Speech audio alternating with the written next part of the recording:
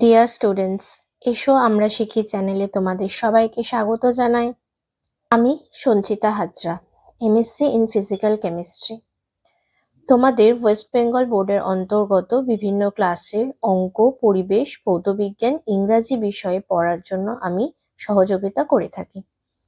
তাই যারা যারা চ্যানেলটি এখনো সাবস্ক্রাইব করোনি তারা ভিডিও শুরু করার আগে অবশ্যই চ্যানেলটিকে সাবস্ক্রাইব করে দাও ও পাশে থাকা বেল বাটনে ক্লিক করো, যাতে ভিডিও আপলোড করার সাথে সাথে তোমাদের কাছে নোটিফিকেশন চলে যায়। ভিডিওটাকে কমপ্লিট করার পর অবশ্যই ভিডিওটাতে একটা লাইক করবে ও তোমাদের বন্ধুদের সাথে ভিডিওটা শেয়ার করে দিও, যাতে এই ভিডিওটা দেখে তারাও উপকৃত হতে পারে। তো চলো ভিডিও শুরু করা যাক।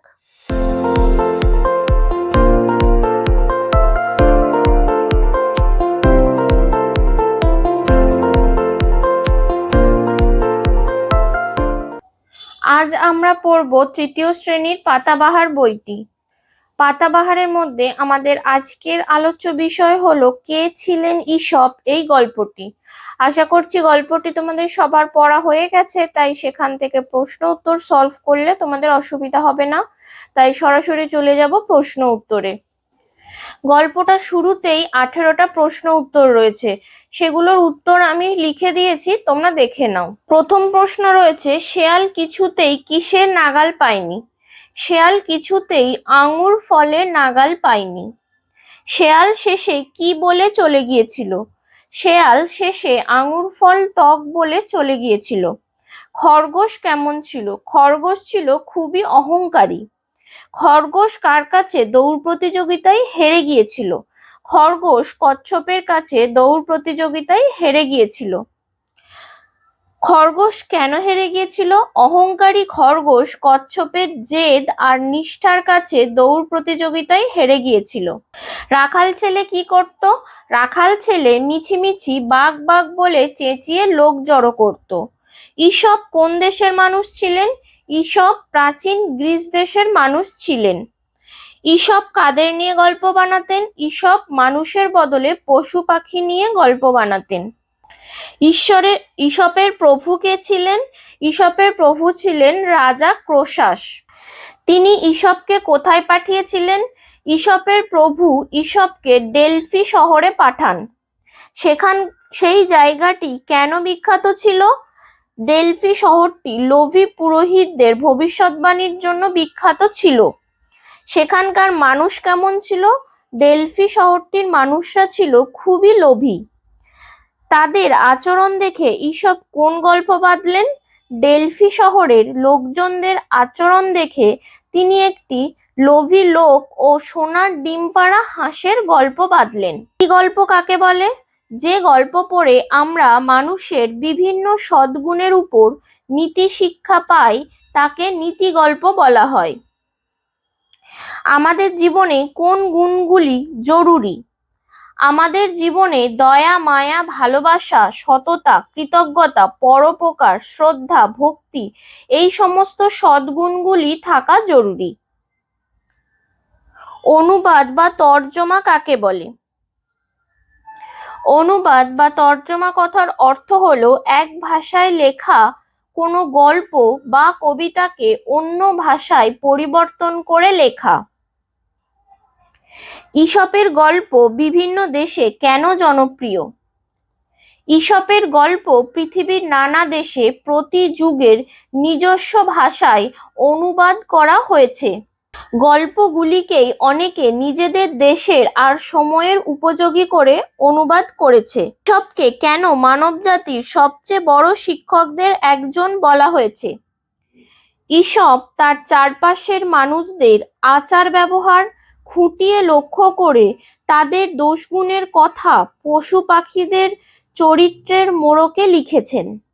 তাতে হাস্যরসের পাশাপাশি আছে উপদেশ ও নৈতিক শিক্ষা প্রদান। ঈশপের গল্পের অনুবাদ হয়েছে পৃথিবীর নানা দেশে প্রতি যুগের নিজস্ব ভাষায়। তাঁর গল্পগুলি আজও দেশের সীমা অতিক্রম করে সমানভাবে প্রাসঙ্গিকতা বজায় রেখেছে। তাই ঈশপকে মানব জাতির সবচেয়ে বড় শিক্ষকদের একজন বলা হয়েছে। নেক্সট রয়েছে শব্দার্থ। শব্দার্থগুলো একটু পড়ে নেব। আঙুর গুচ্ছ মানে আঙুরের থোকা। নাগাল কথার অর্থ ছোঁয়া ছোঁয়া। অহংকারী, দাম্ভিক, গর্বিত। জেদ, গো, নাছোড়বান্দা ভাব। নিষ্ঠা, মনোযোগ, অনুরক্তি। ভেড়ার পাল, ভেড়ার দল। কৃতদাস কথার অর্থ কেনা গোলাম। খুঁটিয়ে খুঁটিয়ে কথার অর্থ খুব মনোযোগ দিয়ে নজর করে। ছদ্মবেশ কথার অর্থ আত্মগোপনের জন্য নেওয়া বেশ বা পোশাক। পুরোহিত, দেবতার পুজো করে যে। ভবিষ্যৎবাণী, ভবিষ্যতের কথা আগে বলে দেওয়া। নীতিগল্প, যে গল্প থেকে নীতি শিক্ষা পাওয়া যায়। উপদেশ, শিক্ষা, পরামর্শ, কর্তব্য সম্বন্ধে নির্দেশ। সততা কথার অর্থ সাধুতা। কৃতজ্ঞতা কথার অর্থ উপকারীর উপকার স্মরণ রাখা। সদ্গুণ কথার অর্থ ভালো গুণ। আর অনুবাদ কথার অর্থ হলো তর্জমা বা অন্য ভাষায় পরিবর্তন। এর মধ্যে থেকে আমরা নীতি শিক্ষা, নীতি গল্প কাকে বলে আর অনুবাদ কাকে বলে এটা করেছি। আর বেশ কিছু শব্দার্থ আছে যেগুলো কিন্তু আমাদেরকে মুখস্থ রাখতে হবে। নেক্সট চলে আসবো দুইয়ের দাগে। দুইয়ের দাগে বলেছে ক স্তম্ভের সাথে খ স্তম্ভ মেলাও। শেয়ালের সাথে মিলবে আঙুর গুচ্ছ, রাখাল ছেলে বাঘ, ডেলফি ভবিষ্যৎবাণী, খরগোশ দৌড় প্রতিযোগিতা, হাঁস সোনার ডিম। নেক্সট তিনের দাগে রয়েছে সঠিক উত্তর বেছে নিয়ে লিখতে হবে। ঈশপ ছিলেন একজন কৃতদাস। ঈশপের প্রভু ছিলেন রাজা ক্রোশাস। ঈশপ ছিলেন গ্রিস দেশের লোক। ঈশপের প্রভু ঈশপকে ডেলফি নগরে পাঠিয়েছিলেন। ডেলফি শহরটি বিখ্যাত ছিল ভবিষ্যৎবাণীর জন্য। চারের দাগে রয়েছে এইখানে শব্দগুচ্ছ দেওয়া রয়েছে অনুবাদ, উপহাস, নিষ্ঠা, নীতিগল্প, সোনার ডিম। এগুলোকে সাজিয়ে লিখতে হবে। কচ্ছপের ছিল জেদ আর নিষ্ঠা। একটা হাঁস সোনার ডিম পারত। চেহারা নিয়ে ঈশপকে উপহাস শুনতে হতো। ঈশপের রচনাগুলি নীতি গল্প। ঈশপের গল্পের অনুবাদ হয়েছে পৃথিবীর নানা দেশে নানা ভাষায়।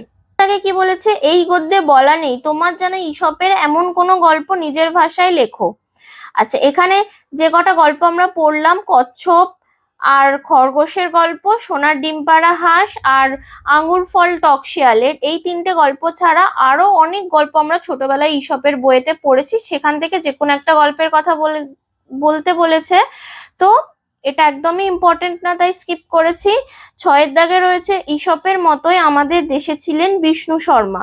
তার লেখা পঞ্চতন্ত্র গোটা পৃথিবীতে বিখ্যাত এবং সমাদৃত। পঞ্চতন্ত্র থেকে কোনো গল্প জানা থাকলে সেটা সবাইকে জানাতে বলেছে। তো পঞ্চতন্ত্রের বইও আমরা ছোটবেলায় পড়েছি, সেখান থেকে কোনো গল্পের কথা এখানে আলোচনা করতে বলেছে, তাই এই প্রশ্নটা আমি স্কিপ করলাম। কে ছিলেন ঈশপ, এই গল্পটা আমাদের আজ এখানেই শেষ হলো। আমাদের কোনো জিজ্ঞাসা থাকে তাহলে তোমরা কমেন্ট বক্সে জানাতে পারো। ভিডিওটা ছেড়ে যাওয়ার আগে অবশ্যই ভিডিওটাতে একটা লাইক করবে, শেয়ার করবে ও চ্যানেলটিকে সাবস্ক্রাইব করে রাখবে।